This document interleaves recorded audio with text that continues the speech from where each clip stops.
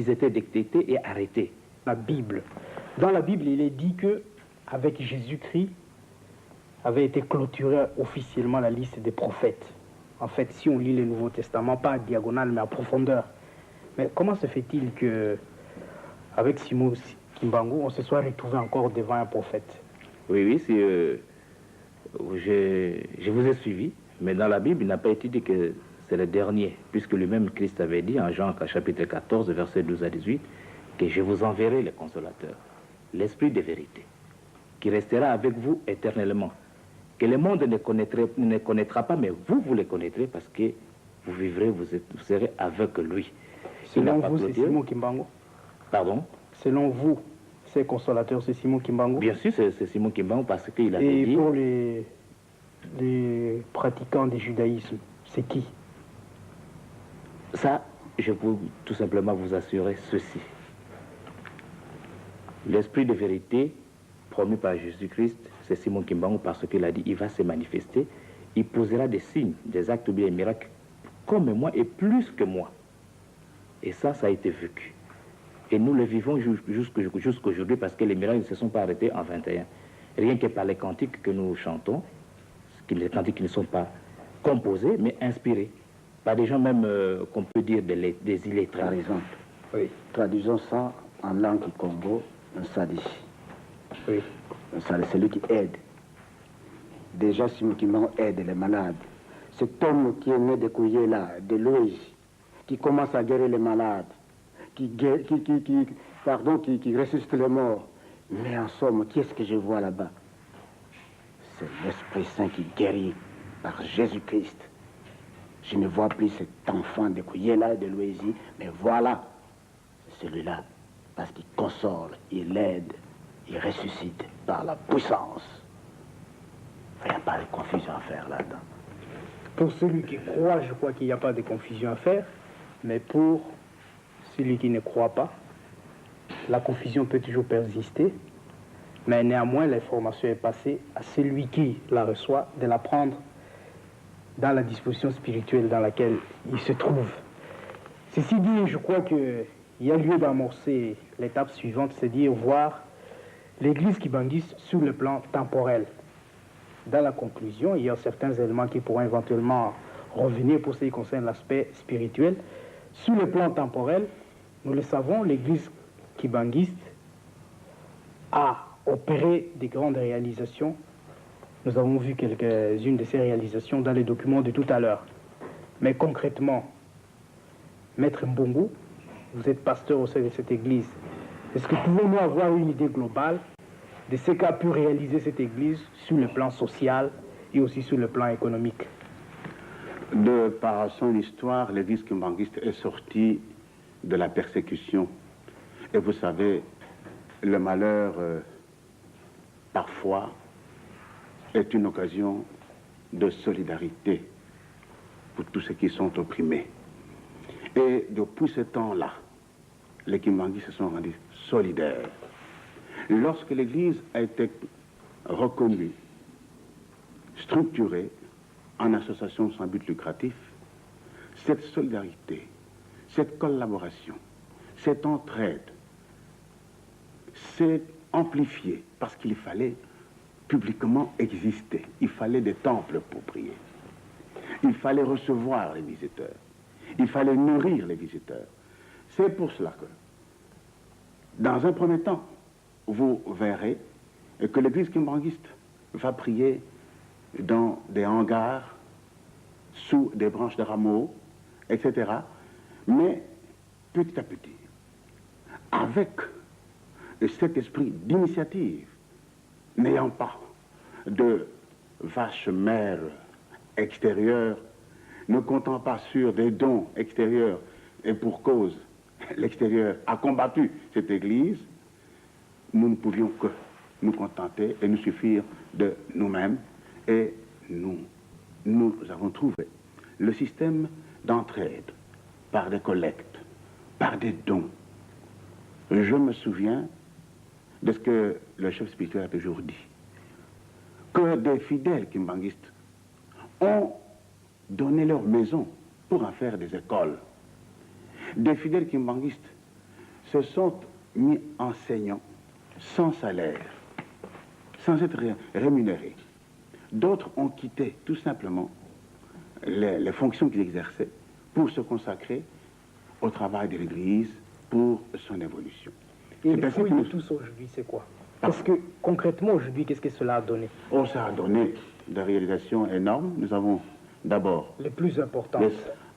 Les temples. Nous avons créé des temples à Boko, à Brazzaville, à Matadi, et je pense le plus grand de l'Afrique centrale, c'est bien le temple d'Ankamba. Et nous avons des centres agricoles dans chaque région. Nous avons des centres agricoles importants. Nous avons aussi à Kinshasa un centre agricole à Lotendele, au plateau de Bateke. Et nous avons également des résidences que nous construisons de nos propres mains.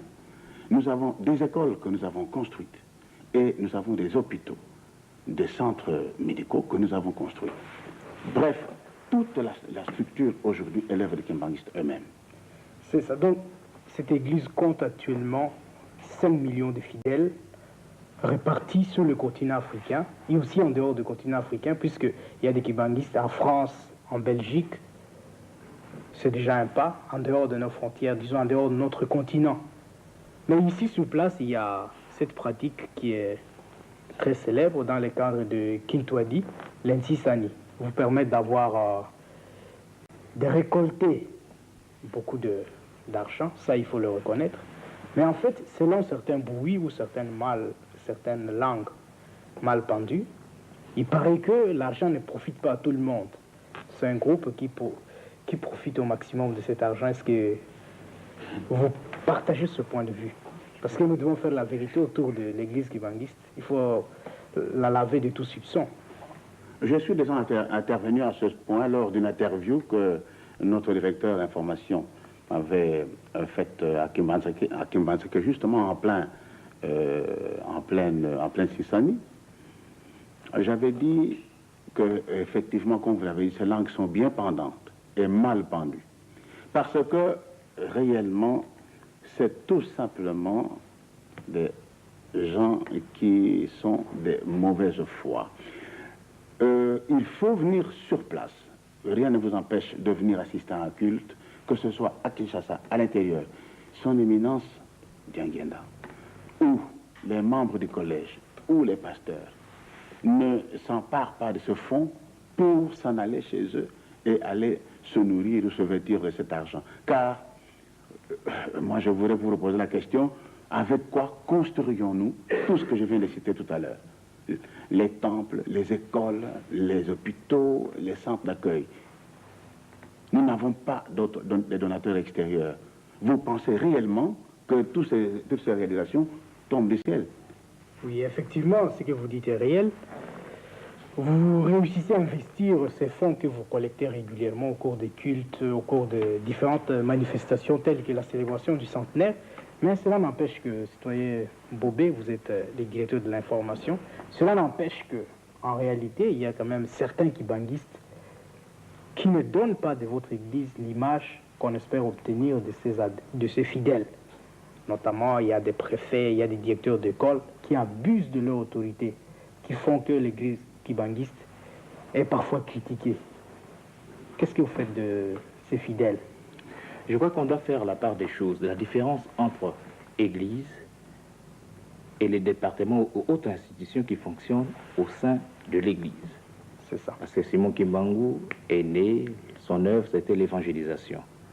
On est arrivé à construire des écoles parce qu'on a chassé les enfants dont les parents étaient reconnus kimbanguistes des écoles missionnaires. On a fait allusion tantôt ici que l'église était reconnue officiellement. On avait l'autorisation de prier librement le 24 décembre 1959 et au mois de janvier, une semaine après, tous les enfants dont les parents étaient reconnus kimbanguistes ont été foutus à l'extérieur, chassés. C'est ainsi qu'on a commencé à enseigner les enfants sous des manquiers, etc. Quelques fidèles ont donné une partie, ont cédé une partie de leur parcelle. Bref, quand nous on a commencé les écoles, son éminence Diangenda a pris tout le monde. Il a dit, je me réfère à la Bible, on ne peut pas rendre le mal pour le mal. C'est ce qu'il a pris tout le monde. Aujourd'hui, pour être bref, l'église est là, elle fonctionne. Nous avons l'enseignement, nous avons l'institution, le département médical, les œuvres sociales. On engage tout le monde. Et les kimbanguistes, c'est comme les non-kimbanguistes. Mais s'il y a par exemple quelqu'un au sein d'une institution, un préfet, un directeur, qui commet des gaffes, en tout cas ça l'engage personnellement. Ce n'est pas l'ordre qui lui a été donné par l'Église. Parce que l'Église, c'est comme l'hôpital. Quand les malades se présentent à l'hôpital, ils doivent suivre les cures qui leur sont prescrites par le médecin. Si vous ne suivez pas, vous restez malade et puis vous finirez par la mort.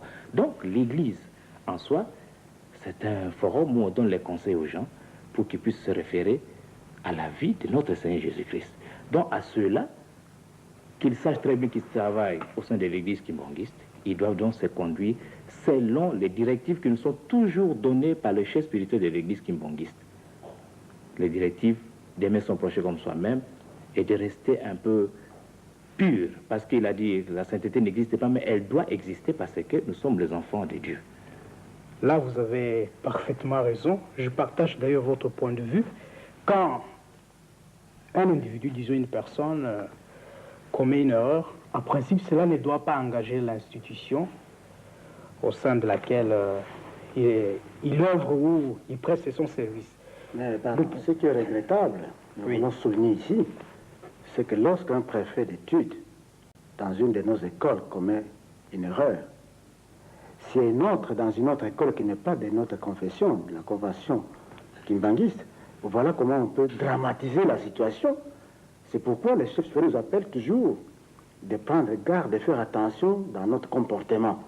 Mais pourquoi toujours les gens s'alarment, dramatisent une situation qui est plus moindre, alors qu'ailleurs, qu'on ferait encore plus que ça, et alors quand il s'agit d'un kimbanguiste, c'est tout le monde qui voit les côtés kimbanguistes. C'est justement la différence, vous avez posé la question, ce qui différencie l'église kimbanguiste à d'autres personnes, à d'autres, je ne sais pas qui, mais enfin, je voulais attirer attention pour compléter mon frère là. C'est ça, l'éclaircissement vient d'autres données, donc je crois l'opinion est fixée sur la réalité des choses. Et dans les prochaines occasions, si il y a des pierres à jeter sur des personnes, on les jettera sur des personnes et non pas sur l'institution qu'est l'église kimbanguiste. Ceci dit, nous approchons lentement mais sûrement vers la fin de cette émission. Il y a une réalité que nous ne pouvons oublier autour de l'existence de l'église kimbanguiste.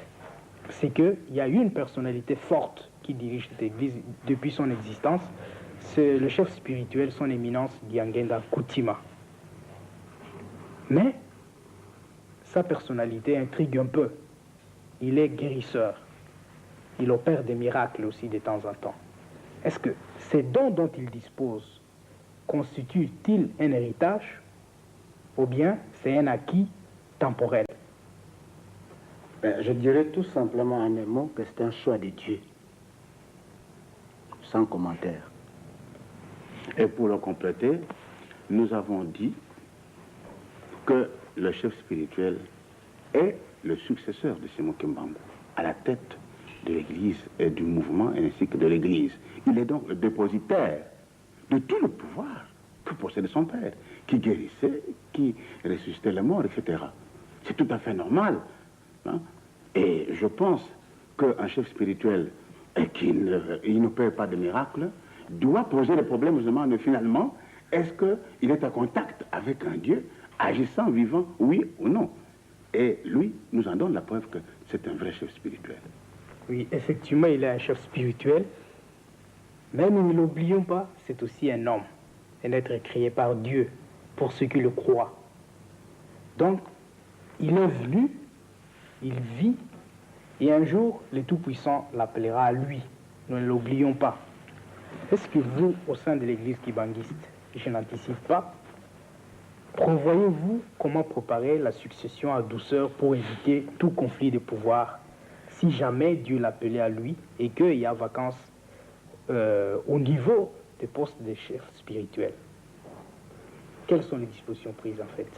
Bon, pour satisfaire justement la curiosité temporaire, la Constitution, puisque c'est une association sans but lucratif, je crois que les statuts prévoient, en cas de décès d'absence du représentant légal, il y a le collège qui se réunit. Mais encore, il faudrait se référer justement au choix de Dieu, comme je l'ai souligné. Et vous vous souviendrez dans la Bible, même le choix de Matthieu, qu'est-ce qui s'est passé en ce moment-là? C'est dans la prière. Et c'est ainsi que nous nous référons à cette puissance, à cet amour de Dieu, et nous faisons des prières pour ça, pour que Dieu puisse encore choisir quelqu'un. Mais nous ne savons même pas, comme les gens attendaient la mort de notre Père spirituel.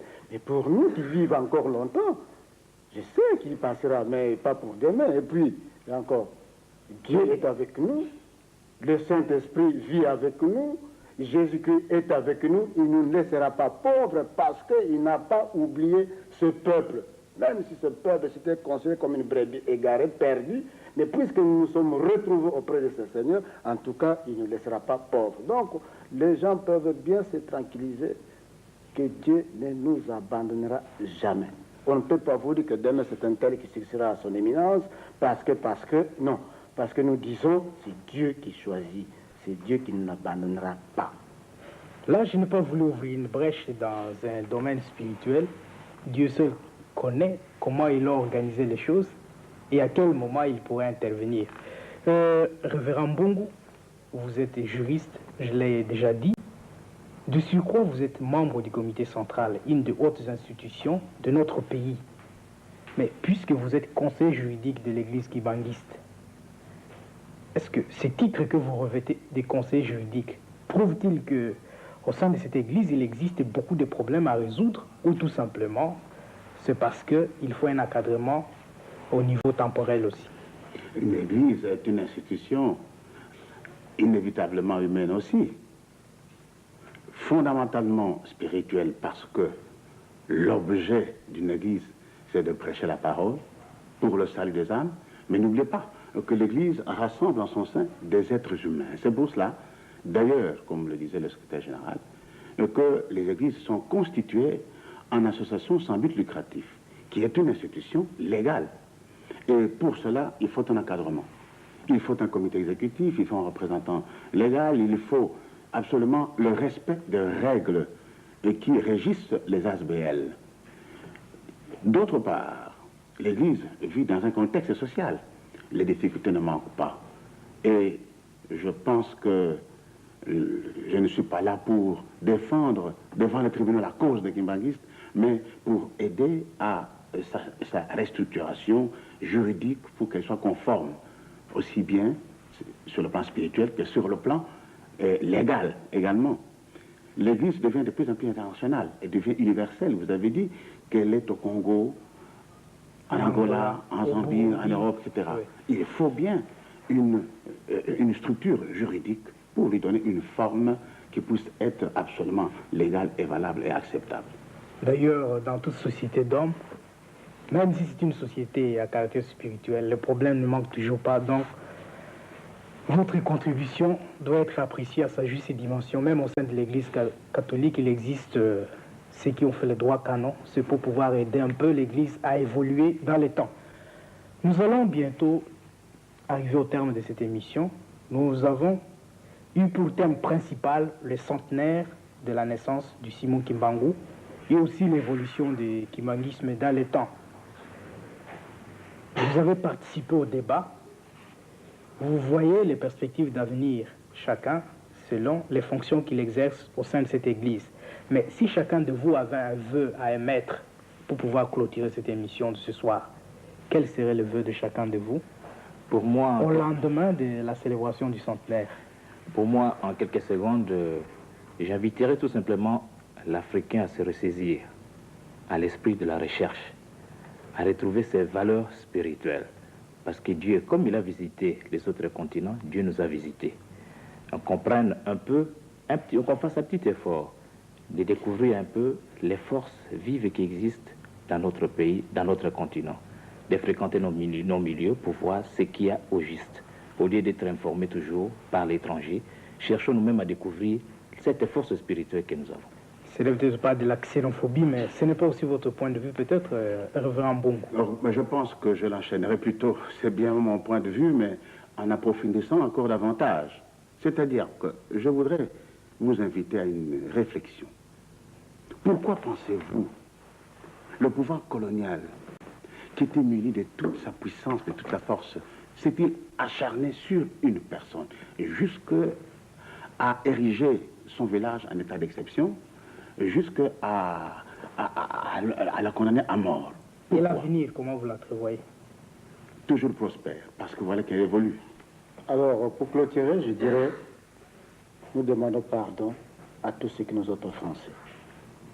Que Dieu, et nous avons oublié le passé, malgré que l'histoire continue, mais nous voulons être frères avec tout le monde. Prise à la fin de cette émission, chacun pourra adopter une attitude pour voir avec beaucoup plus de diligence, s'il faut le dire, l'église kibanguiste dans les contextes actuels où elle est arrivée. Cette émission n'a constitué qu'une brèche sur l'ensemble de ce que nous devons connaître dans le cadre de l'église kibanguiste. Il y a eu beaucoup d'écrits, il y a eu beaucoup de choses qui ont été dites autour de l'église kibanguiste. Il y a ceux qui ont dit ça à bien, il y a ceux qui l'ont dit à mal. Nous ne nous portons pas en juge, nous ne faisons que constater. Mais néanmoins, si cette émission vous a permis d'apprendre un peu plus sur cette église, nous vous aurons rendu un service. Mais si vous êtes resté sur votre soif, peut-être à d'autres occasions, alors nous vous rendrons ce service si la chance est avec nous pour pouvoir organiser une émission de ce genre encore avec des personnalités aussi importantes que celles que nous avons invitées aujourd'hui.